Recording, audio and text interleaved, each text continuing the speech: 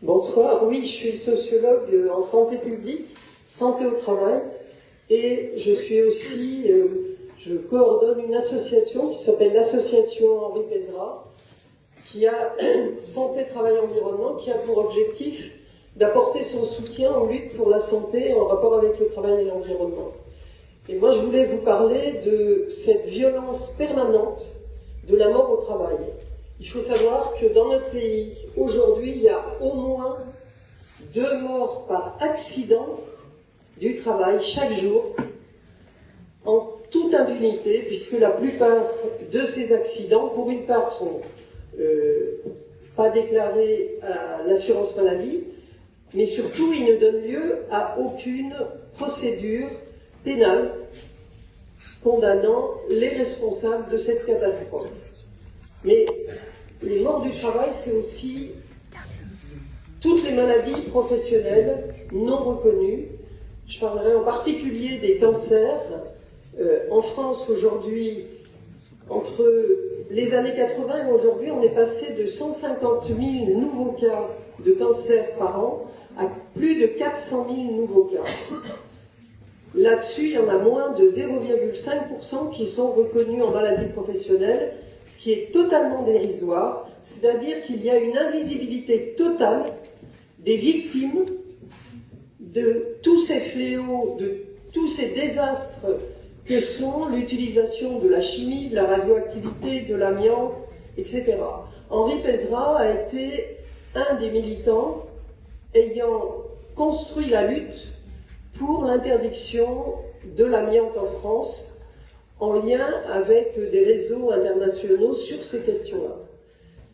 On a réussi à obtenir l'interdiction de l'amiante. On a réussi à obtenir une certaine amélioration de la reconnaissance en maladie professionnelle des victimes de l'amiante. Il faut savoir qu'il y a encore aujourd'hui, à l'heure actuelle, 3000 décès par an par cancer de l'amiante.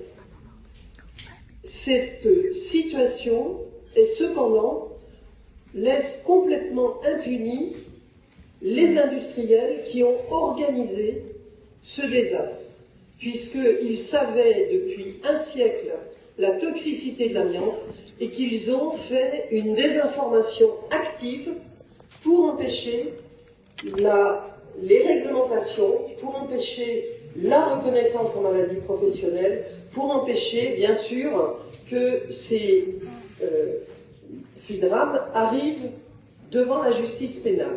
Et aujourd'hui, on a une justice pénale qui refuse activement de juger ce désastre sanitaire de l'amiante. Il n'y a pas eu un procès qui a été ouvert pour les victimes passées de l'amiante. On a la même situation par rapport aux pesticides, par rapport à d'autres produits. Je ne vais pas m'étendre sur le nombre de procès qu'il y aurait à faire par rapport à ces industriels qui savent pertinemment que ces substances donnent des maladies mortelles et le font au nom du profit.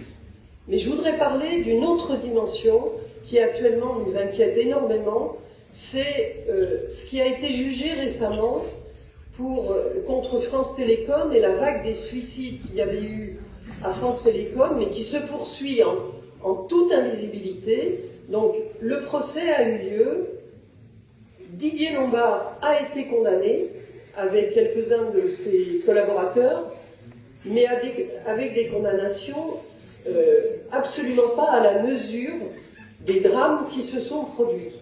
Mais là où je veux insister, c'est que ce que la Cour d'appel de Paris a jugé, ce n'est pas du harcèlement individuel, c'est une organisation du travail, une organisation collective, pathologique, qui est maintenant enseignée dans les écoles de commerce, dans les écoles de management, dans les écoles d'ingénieurs, pour construire un prolétariat totalement démuni face à ces processus que le patronat appelle euphémise avec le mot d'intensité du travail, de flexibilité. Et on sait que tous ces processus de management autoritaire conduisent à ces drames, la plupart en toute invisibilité.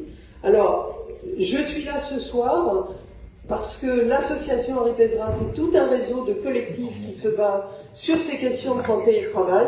Et bien sûr, nous sommes complètement solidaires de ce que Coude à Coude veut mettre en branle, parce que nous savons, nous aussi, que la lutte pour les droits à la santé, à la vie, à la dignité dans le travail, ça se construit dans des mobilisations et pas chacun pour son compte. Merci.